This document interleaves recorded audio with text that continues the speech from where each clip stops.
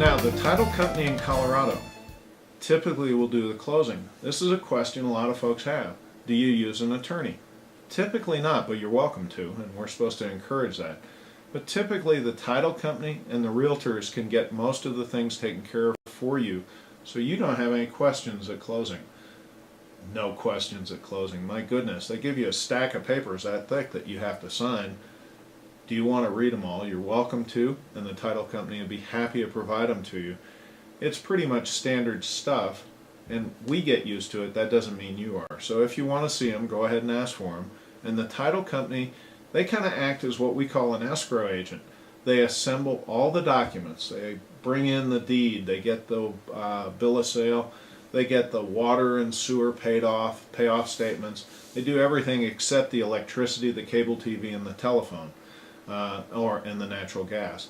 And so those things are what you're going to be getting at the closing, and you're going to get to sign documents. They're going to do the real estate taxes for you. They're going to make sure the water bill is paid off, and all that goes through closing.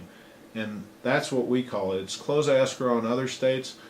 We do it here as a table funding state. In other words, we all meet at a table like this, and we sit down together and we trade documents and money back and forth. And so you guys get to see the other guy. You may be able to ask questions. You may be moving in that day, and the seller may be out of town.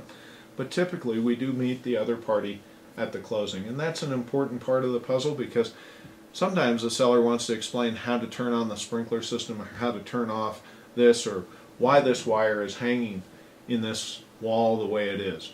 So you want to know that. Now, in different parts of Colorado, it's different. In parts of town, you'll find that sellers give possession the day of closing, and you get the keys at the time of closing. They get the money, you get the keys.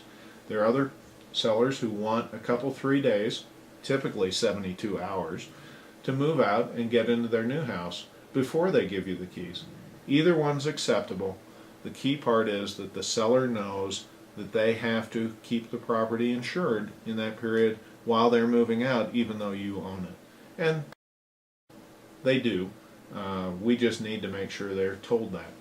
So that's pretty much the process. How long does that take? Well, the hard part is the loan. Getting the loan processed can take 31 days in this day and age, and so we don't like to write a contract that's longer than that. So between now and the time we find the house, could be tomorrow if you know exactly which house you want. We get it under contract. 31 days from now we could be closing. Or you may be